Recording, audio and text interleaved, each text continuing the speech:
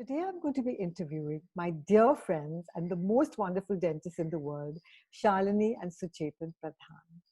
I used to be scared to go to the dentist before this, but once I met them, it's all changed. They are just absolutely amazing, and I love going to the dentist now. And they really take great care of my teeth and as well as all the patients that they have because I've seen it. I'd like to bring them on to talk a little bit about themselves. They have a clinic in Juhu, one in Bandra, and one in Nariman Point. The best equipment and the best care that you can ever get. So thank you, Shalini and Suchetan, for agreeing to do my show. I'm so thrilled that you've come on board. And please do let our audience know a little bit about yourselves and also what you've been doing during these past 78 days. So you want to go first? Thanks, Nandini, for having us on the show. It's always lovely to see you and always lovely chatting with you because there's a special connect. I think you have a special quality to reaching out to people. Yes, and you've done so many things in life and you've been at the cutting edge of a lot of stuff that's happened. And so it's lovely to see you now. And every time you come to the clinic, it's always been a pleasure meeting you.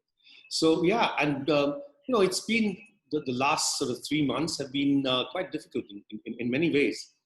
What happened was on 21st of March, we were in our house in Goa and the Goa border shut down. So we couldn't come back to Bombay for a little while. Though it was great because we were with our family and we sort of enjoyed spending time with each other. It was the first time we ever spent, and we were there for 7 weeks. It was actually the first time ever that we spent so much time being with each other because it was lockdown. And though of course Goa was a lot better than what Mumbai was. But we always had this nagging feeling at the back of our minds that we have to come back to Mumbai because we didn't feel that we should not be practicing and helping our patients. We didn't feel that we need to abandon our patients. A lot of the practices had shut down.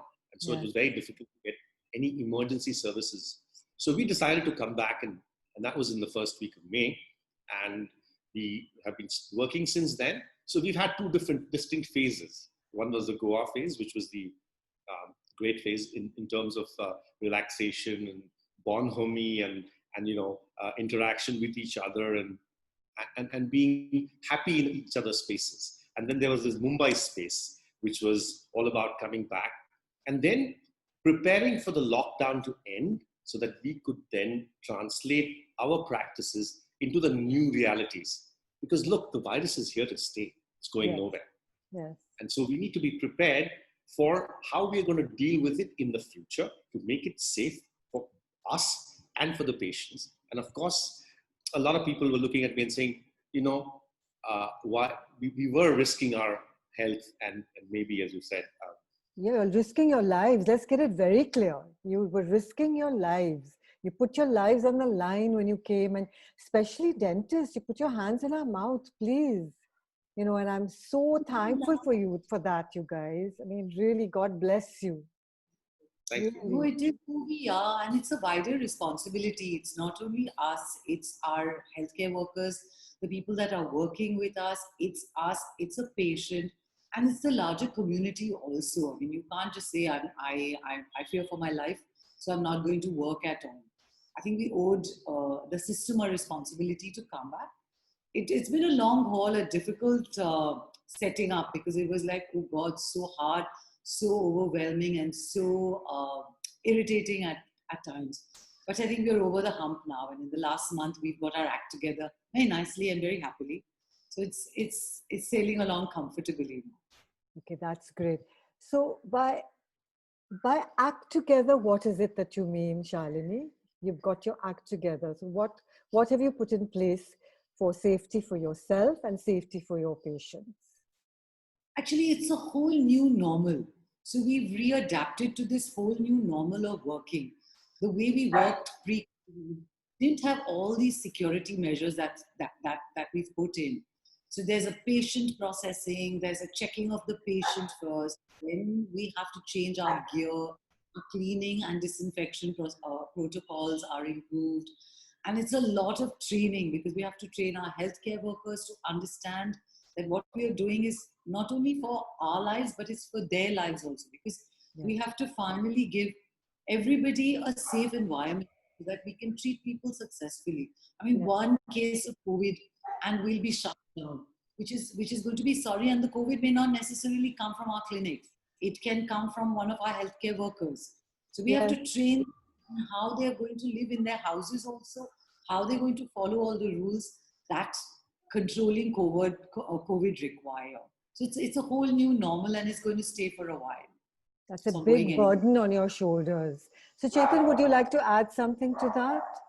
Also, we need to make sure that the aerosols that we generate in dentistry, and this is one of the things, will not stay in your operate phase. So we need to put air handling units. We need to put machinery, equipment which will clean the air up instantly. So, do you Or have at those? Do you have those at the moment? The air handling units? You're in the Yes. process of getting them. So that of course, because everything was shut, so Yes. that takes a little. So that Yes. I think by the end of this month or beginning of July, we should be absolutely ready with all our operators. So that is something that we've sort of spent a lot of time in. And I've also been doing a lot of webinars because I was always into education.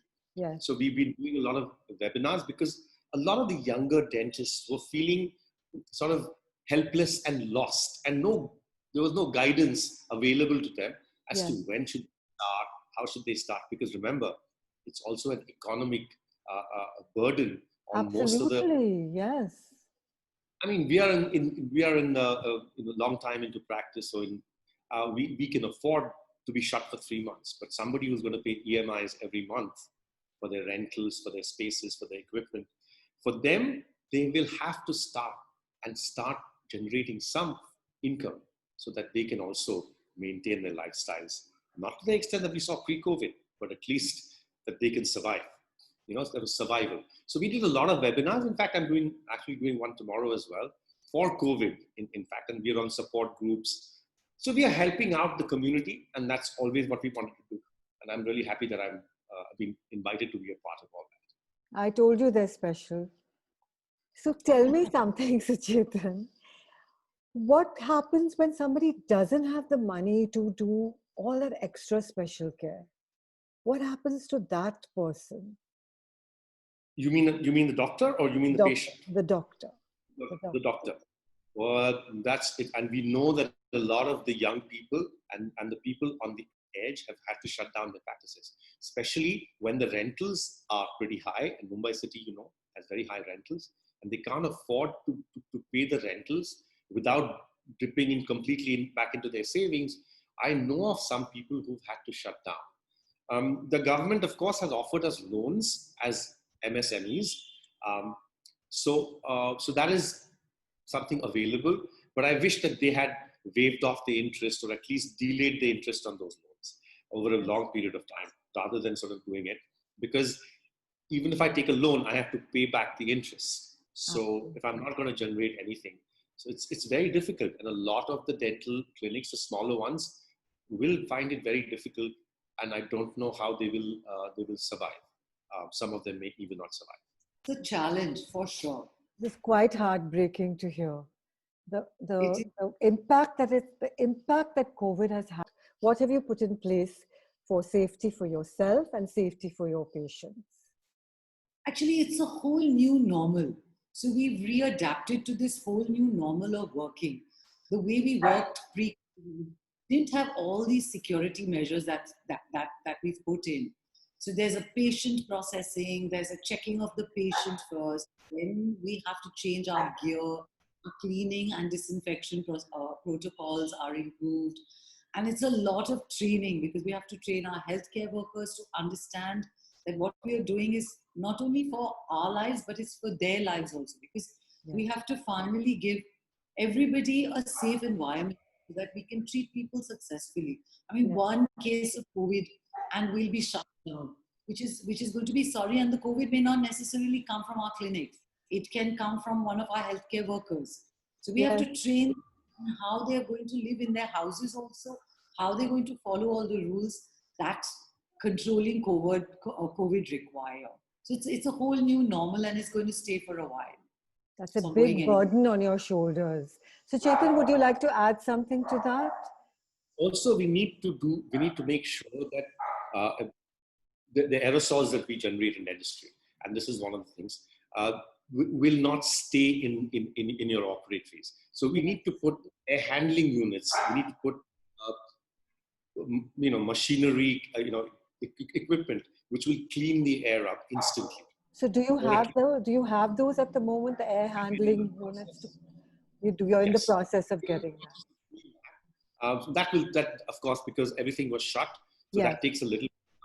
So that Yes. I think by the end of this month or beginning of July, we should be absolutely ready with all our operatories. So that is something that we've sort of spent a lot of time in. And I've also been doing a lot of webinars because I was always into education. Yes. So we've been doing a lot of webinars because a lot of the younger dentists were feeling sort of helpless and lost, and there was no guidance available to them as to when should they start, how should they start. Because remember, it's also an economic burden on most of the. Absolutely, yes. I mean, we are in a long time into practice, so we can afford to be shut for 3 months. But somebody who's going to pay EMIs every month for their rentals, for their spaces, for their equipment, for them, they will have to start generating some income so that they can also maintain their lifestyles. Not to the extent that we saw pre-COVID, but at least that they can survive. There was survival. So we did a lot of webinars. In fact, I'm actually doing one tomorrow as well for COVID, in fact, and we're on support groups. So we are helping out the community, and that's always what we wanted to do. And I'm really happy that I've been invited to be a part of all that. What do you see, Shalini, as the way forward? What do you see as the way forward, or is it just going to be one step at a time? I think it's one step at a time, but there will be a new normal. And I think that's going to be very science-based, because as the science changes, which is changing every day, and as more data comes out and as you know things better, it will change in a dynamic fashion. There's no question. And we're going to have to adapt to that, but we have to have all our bases covered. I think to start with, you have to consider that this is a new way to practice, and we're going to have to practice in this fashion without any doubt. There's no way we can go to practicing the way we did pre-COVID. So it's a whole new world. So everybody better be equipped with the knowledge, resources, and equipments required to deal with it. No doubt at all. We have to consider every patient as COVID positive. Yes. And then treat them so that they're secure, we are secure, our healthcare workers are secure, us, the staff is secure, and community at large is secure. So you need to address that. See, this is something that happened. Remember when terrorism first reared its ugly head? Yes. And then we had all these security things in place. People complained about it, but they got used to it. That became the new norm. This we have to accept will be the new norm. And going forwards, after 2 years, you will walk into a practice and you will say, oh, you wouldn't even feel odd about it. This is the normal. Absolutely. Because actually, we're all asymptomatic. Mostly that happens, right? Like, look at what happened to the Deputy Chief Commissioner. I mean, he was asymptomatic, he felt sick, and the next day he was gone. So as you say very rightly, Suchetan, you have to treat all patients like they're COVID positive, so that you put those very, very safety precautions 100% for everything. Yeah. You can't afford to slip up. That's for sure. You can't afford to. Actually, it's very intimidating for the patient to walk in, because normally our faces are visible, we're able to smile, we're able to hug the patient. Now we're behind this almost like a screen. You don't even know who the doctor is that's treating you. So somewhere I feel the patient, you're losing that human connection with the patient. Yes. But I think that's the price we have to pay. We'll just have to work around that. So you're in that full space suit. I call it the space suit.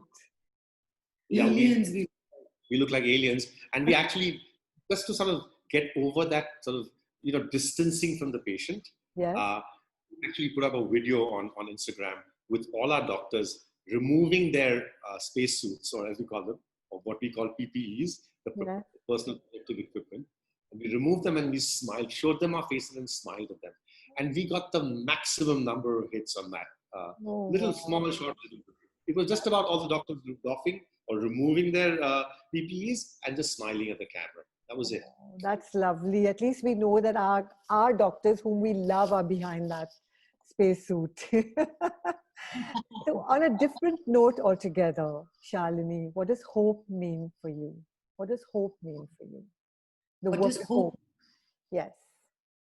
I mean, of course, hope is today our only hope in dealing with COVID is science. Yeah. There is no other hope. I mean, we just have to follow the science and not give up. There will be a solution, and we are a sturdy lot. Human beings are great. We'll bounce back with great resilience and probably be better at whatever we do.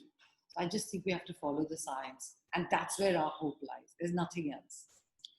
Lovely. On a lighter vein, my hope lies in that the virus will hopefully disappear or mutate and become one of those nicest things in the world. That when you get infected with the virus, you suddenly start smelling better, start tasting better, start laughing more. I love it.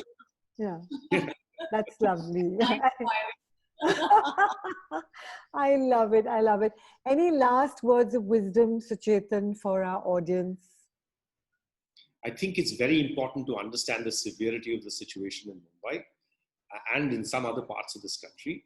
So please, please, please don't give up on whatever you've been told to do. Wearing a mask, keeping social distancing, understanding what protocols to follow just in case you get COVID. You can home quarantine. You don't have to go to a hospital. And please don't panic.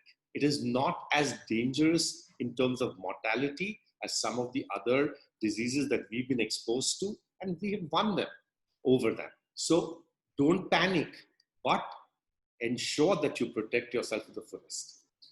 Lovely. Shalini, anything? Yeah, I just feel we are culturally born to break rules. So I think we have to be counter-cultural over here and listen to people for a change and follow the rules. This is, if there's any time to follow rules, it's now. I don't think you can afford to not listen to what is being said for you to do. Of course, don't get paranoid, but just follow the rules. That's all. Thank you so much. That's been very enlightening. Thank you very much for taking your time out. And really, thank you for putting your life on the line for us.